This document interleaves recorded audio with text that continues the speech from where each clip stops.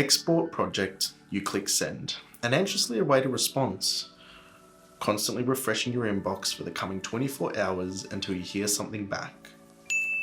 September 22nd. Hey Nick, I've had a few listens to all the different versions on different devices. Now I have to say, man, I'm really disappointed with what's come back.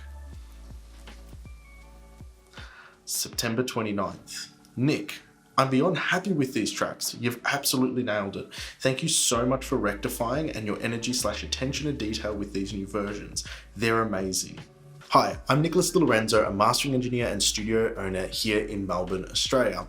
And as of October the 15th in 2021, for this year, I've done 487 projects, of which 486 have signed off with flying colors. This is the nightmare email many service providers and freelancers dread. Today, I'm going to share with you my tips on mindset and communication for how I was able to turn this project around 180. For full transparency, I'm not going to be disclosing the names of anybody involved in this particular project, but I did ask their permission to use the email contents and this story for this video to help you guys. Mindset.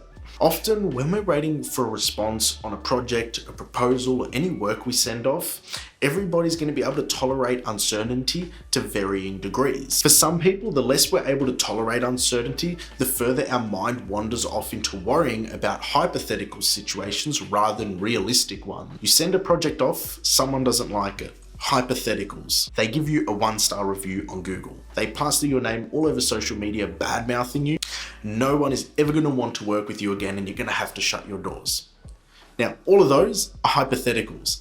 They're not rooted in reality. A more realistic outcome is that the clients put down money, invested time, and chosen to work with you, and they want to get to an endpoint that satisfies everybody involved and makes it a successful project. Now for me, I'm fortunate enough to have a resounding confidence in my work and a proven track record of having worked on thousands of releases.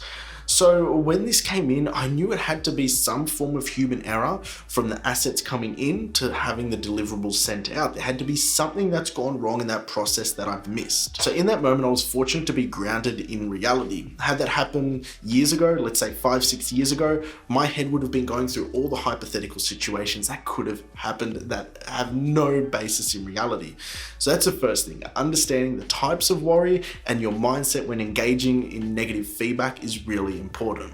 Communication. Rule number 1 of communication when dealing with conflict is get away from your email inbox. Give them a calendar link, sort out a call at any time, any place, just get on the phone or in person with that person, because email or long emails really don't allow for much nuance, context, or even for the other party to have two-way communication and question anything as you're moving through that information. And that's exactly what I did. I scheduled a call on that day, or I think the day after, and we were on the phone chatting about the project. Having dealt with thousands of projects in the past, I knew this wasn't about me. This is my client's project. It's their baby, and it was more so a conversation about how they were feeling, why they were feeling that way, and how I could affect change to help them along the process and improve our results to make them happy. What I see often in forums, especially when it comes down to communication breakdowns, is this us versus them mentality.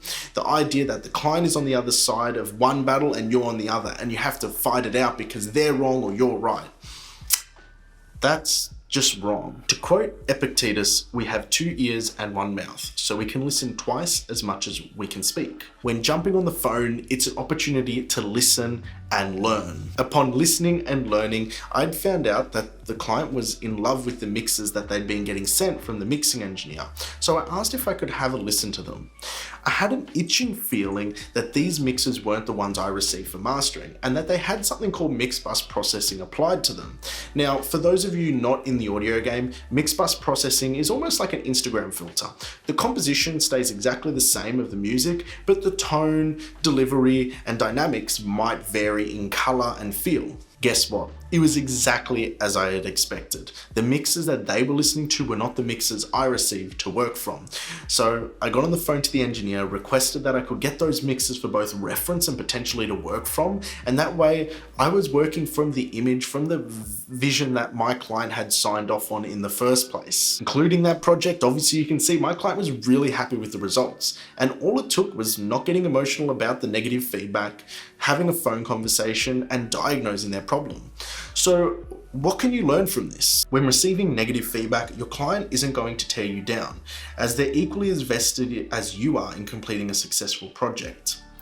Identify hypothetical worries from realistic ones and stop rumination right in its tracks. Don't use emails to resolve issues, get on the phone. And finally, remember we have 2 ears and 1 mouth. Communication isn't an opportunity for you to justify, create excuse, or blame any other party. It's an opportunity to listen carefully, diagnose, and prescribe solutions. If you like this video, feel free to comment in the section below one time when you received negative feedback and how you've dealt with it. Subscribe to the channel and share it with your friends. Until next time, take care.